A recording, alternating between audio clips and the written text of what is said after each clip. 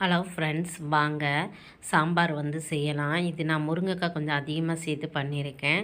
இன்றைக்கி சாம்பார், சட்னி, இட்லி இது காம்பினேஷன் சூப்பராக இருக்கும். ட்ரை பண்ணி பாருங்கள். கண்டிப்பாக உங்கள் எல்லாத்துக்குமே பிடிக்கும்.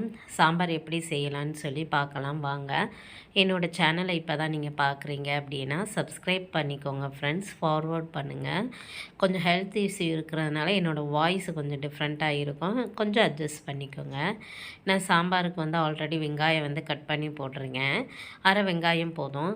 ஒரு தக்காளி அதையும் சேர்த்து இது எல்லாமே 2 பேருக்கான அளவு. பட் 2 டைம்ஸ் நம்ம யூஸ் பண்ணிக்கலாம். அதனால் நீங்களும் ட்ரை பண்ணி பாருங்கள். நான் வெங்காயம் போட்டிருக்கேன். ஒரு தக்காளி பழம் அதையும் கட் பண்ணி போட்டிருக்கேன். முருங்கைக்காய் 2 முருங்கைக்காய் கட் பண்ணி நல்லா போட்டிருக்கேன். பெரிய முருங்கைக்காய். ஸோ போட்டு அதையும் நல்லா வதக்கிக்கோங்க. வதக்கி லைட்டாக நான் வேக வச்சுட்டேன்.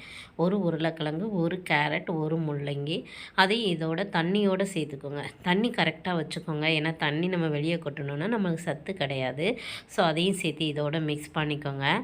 வீட்டில் அரைச்ச மசால் பொடி, சில்லி பவுடர் 1 ஸ்பூன், 1/4 ஸ்பூன் மஞ்சள் அதையும் சேர்த்து இதோட நல்லா மிக்ஸ் பண்ணிக்கோங்க ஃப்ரெண்ட்ஸ். நல்லா கிளறி விட்டுருங்க. அந்த தண்ணியிலே அது நல்லா கொதிக்கட்டும். இப்படி நம்ம சாம்பார் தான் நம்ம அடிக்கடி வச்சு சாப்பிட்றதுனால கொஞ்சம் டிஃப்ரெண்ட்டாக ஏதாவது ஒரு காயை அதிகமாக சேர்த்து நம்ம இது பண்ணிக்கலாம்.